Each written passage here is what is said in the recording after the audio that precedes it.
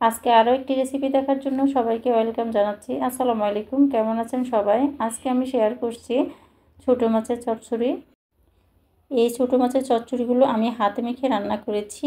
অনেকে অনেকভাবে রান্না করেন, আজকে আমি হাতে মেখে রান্না করেছি। আশা করছি সবার কাছে আমার এই রেসিপি ভালো লাগবে। ভালো লাগলে লাইক, কমেন্টস এবং শেয়ার করতে ভুলবেন না। যারা নতুন এখনও আমার চ্যানেলটিকে সাবস্ক্রাইব করেননি, প্লিজ সাবস্ক্রাইব করে দিবেন আর পাশে থাকা বেল বাটনটি অন করে দিবেন। চলুন রেসিপিটা শেয়ার করছি। আর এইখানে আমি নিয়েছি মলা মাছ, নিয়েছি 200 গ্রাম পরিমাণ। এটাকে আমাদের দেশীয় ভাষায় কাকসি মাছ বলে।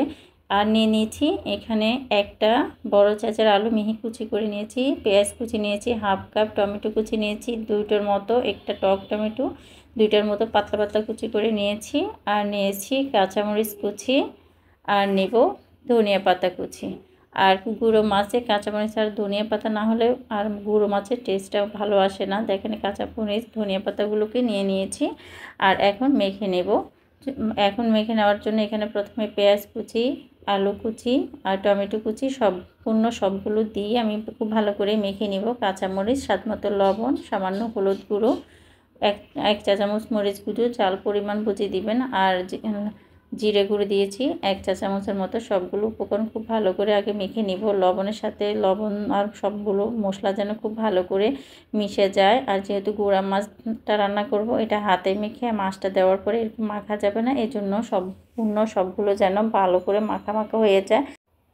এভাবে সবগুলোকে মেখে নেওয়ার পরে আমি তারপরে মাছগুলোকে দিয়ে দিব।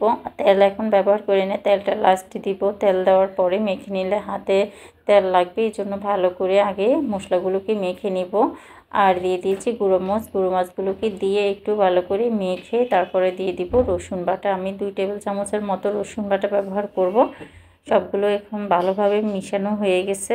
এখন পরিমাণ মতো পানি দিয়ে দিব।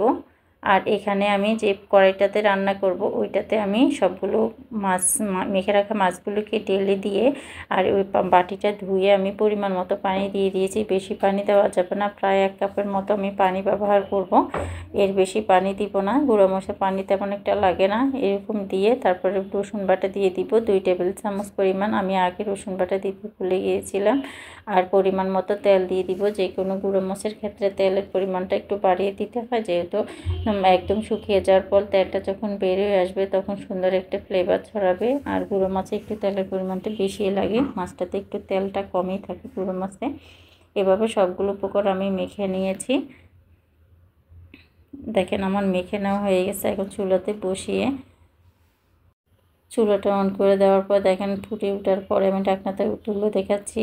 ঝোলটা এখনও অনেকটুকু রয়েছে। এভাবে ঢাকনা দিয়ে রেখে কিছুক্ষণ রান্না করার পরে পানিটা যখন শুকিয়ে আসবে তখন ঢাকনাটা সরিয়ে একদম তেল ছেড়ে দেওয়া পর্যন্ত আমি চুলার তাপটা মিডিয়ামে রেখে একটু শুকিয়ে নিব সম্পূর্ণ পানিটা। তারপরে কাঁচামরিচটা দিয়ে দিব, দিয়ে আরও ঢাকনা দিয়ে ঢেকে আরও 2 মিনিট রান্না করে নিব।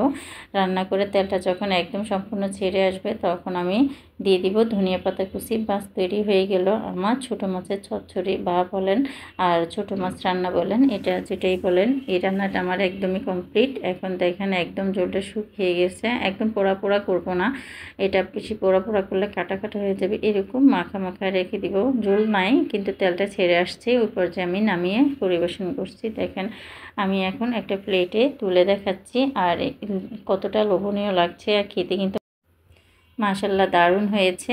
আর এই মাছগুলোকে যখন আমি নিয়ে এসেছি তখন আমি সাথে সাথে কেটে কুটে রান্না করে নিয়েছি। কোনো ফ্রিজে রেখে দিই নাই। ফ্রিজে রাখা ছাড়াই যদি তাজা তাজা ফ্রেশ মাছটা রান্না করতে পারেন তাহলে খেতে কিন্তু আরও ভীষণ মজা হয়।